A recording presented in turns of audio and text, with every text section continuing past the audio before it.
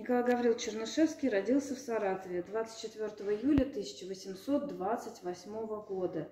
Перед вами макет той старой части Саратова, в котором он родился и провел все свои юношеские годы до отправки в университет. Здесь мы видим с вами Волгу, здесь та улица, которая когда-то называлась Большой Сергиевской, ныне улица Чернышевского, в Саратове считается одной из самых протяженных улиц в городе. Дом, в котором родился Николай Гаврилович, построен в стиле ампир. У него балкон, 2 входа, где балкон тот самый называется, комнатка называется мезонин в переводе с итальянского полуэтаж. Рядом прилегают 2 флигеля, надворные постройки были во времена Чернышевского, и чуть ниже дом Пыпиных. К сожалению, родственники фотографий, каких-то картин, изображений маменьки и папеньки Чернышевского не сохранилось, но сохранились фотографии его самых близких родственников. Они перед вами. Николай Дмитриевич Пыпин и его тетя Александра Егоровна Пыпина в девичестве Голубева и двоюродные братья и сестры. И особенно близко были дружны, в дружеских отношениях. Это с Александром Николаевичем Пыпиным. Он историк литературы, академик Санкт-Петербургской академии наук. Ну и вот здесь на таком художественном панно мы с вами тоже видим фрагмент Саратова, Сергиевскую церковь, в которой был протоиереем, служил Гаврил Иванович Чернышевский, отец Николая Гавриловича. Когда Николенька вместе с отцом под диктовку писали тогда первые прописи «Честный человек, всеми любим», «Повинуйся твоему государю, почитай его и будь послушен законам». И тогда же прописывали первые цифры вместе с отцом. Он поступил по пути отца, пошел в духовно-приходское училище здесь, в Саратове, а потом по окончанию поступает в духовную семинарию. И, кстати, здание семинарии, в котором он учился, сохранилось. Это здание, замечательно. Да. Вот, если вы будете гулять еще по Саратову, я вам обязательно объясню. Спасибо. Под вот этими сводами, там можно будет вам сфотографировать это здание, посмотреть. Это очень интересно. Потому что, почему я так вам подробно? Именно там, под руководством Гордея Семеновича Соблукова, Коран, который перевел. Он начинает изучать татарский язык. То есть сам Николай Гаврилович уже когда учился в университете, то есть свои зрелые годы знал 11 иностранных языков, и в том числе европейские языки. Под руководством отца они учили латынь, греческий, а вот уже с Гордеем Семеновичем Соблуковым они учили вместе, вот он учил, значит, татарский язык. Как бы под его руководством более такое углубленное знание получает татарского языка в семинарии. Ну, а Гордея Семеновича Соблукова вы сразу сказали, Корана, да. Первый переводчик опубликованного Корана.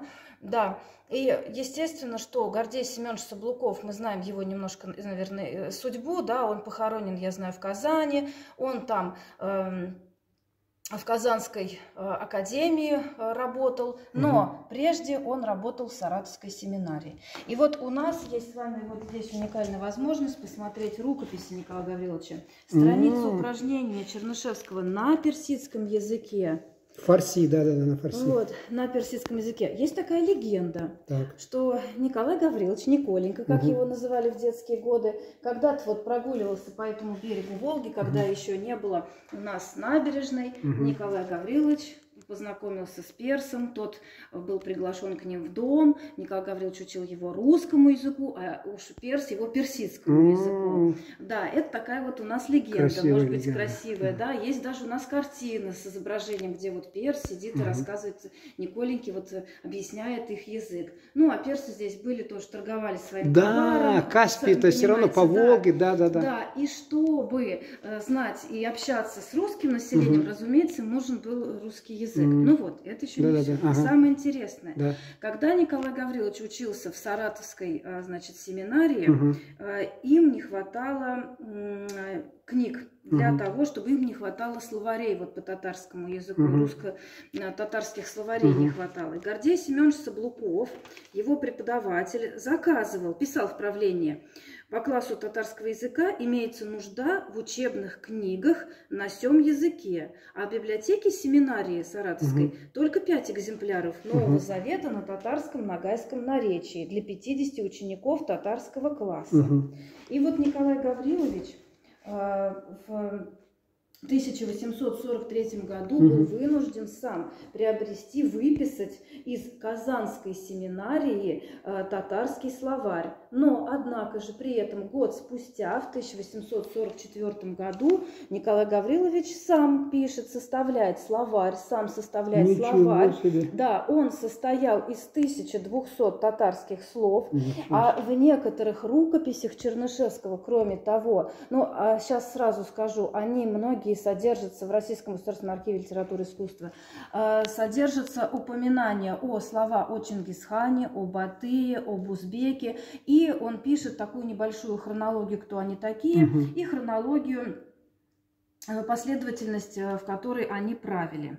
Простите, перебью. Как раз вот его фраза есть замечательная. Нынешние татары, казанские, оренбургские, крымские, потомки тех племен, которые жили в тех местах до Баты и были покорены ими, вот, как были покорены русские. Вот сейчас я вам тоже скажу. Дальше мы с вами вспоминаем, чуть немножко зайдем вперед. 1860 год. Опубликована книга его «Антропологический принцип философии», где он рассматривал как раз происхождение татар. И он писал, из нынешних крымских, казанских и оренбургских татар едва ли есть один человек, происходивший от воинов Батыя.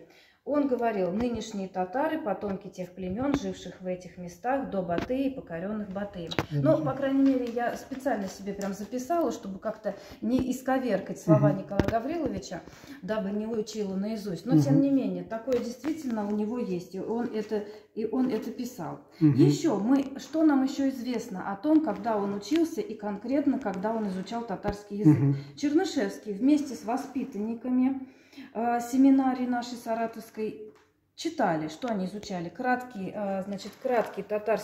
Пользовались краткой татарской грамматикой в пользу учащегося юношества, автор Троянский. Потом они пользовались татарской грамматикой, которую сам Саблуков составил, это второе, и, грамматика Казимбека.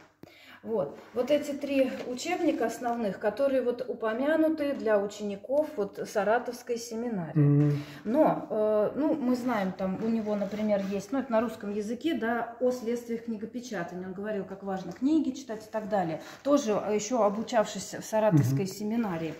Но также самое интересное это в названиях наших сел, да, там вот вы, несомненно, слышали Увек у нас, да, где проходят у нас праздники, где у нас много археологи копают и действительно находят городище, где Чердым у нас, Бурасы, Лох, вот здесь он все перечисляет. Обзор, это его работа, которую он написал в семинаре, обзор топографических названий татарского происхождения.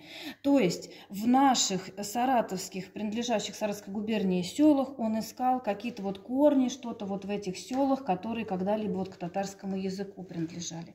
Возможно же, когда бы он, если действительно состоялся бы как священник, он мог и общаться с татарским населением, во-первых, да, может быть, кто-то из них, может быть, как вариант, принял бы там православную веру, и, по крайней мере, общение его было доступно с татарами, потому что он знал татарский язык, и потому что в Саратове, естественно, они тоже проживают. Кстати, я так хорошо сразу вспомнила, и вы сюда приехали, и у нас выставка к 195-летию Николая Гавриловича Чернышевского, мы выставляем мемории, и у нас там на этой выставке сапоги и чиги, как раз татарские. Да, мягкие, видели, такие. Да? Нет, я знаю, у нас дома ходят и по мечети ходят. И он, пойдемте, я вам покажу, вы можете их заснять. И он, это мемориальные, мы их выставляем буквально на некоторое время, потому что проект мемории к 195-летию. Это что, у Чернышевского или... 40-й размер, сапоги Чернышевского. Он носил их в Астрахани. Дело в том, что за долгую сибирскую ссылку, естественно, его ноги пострадали, он болел ревматизмом, и ему пришлось в Астрахани у татар купить сапоги. Они, кроме того, что еще и мягкие, и очень такие расписные, и вот как раз есть возможность... У вас Казань выкупила бы эти сапоги за большие деньги. Да нет, у нас они мемориальные. Ничего себе. Да, это как раз период астраханский мы как раз показываем, и что он возвращается из ссылки, какой он, как сыновья о нем говорят и так далее. Но мы с вами все-таки вернемся. Я просто очень забыла. Все.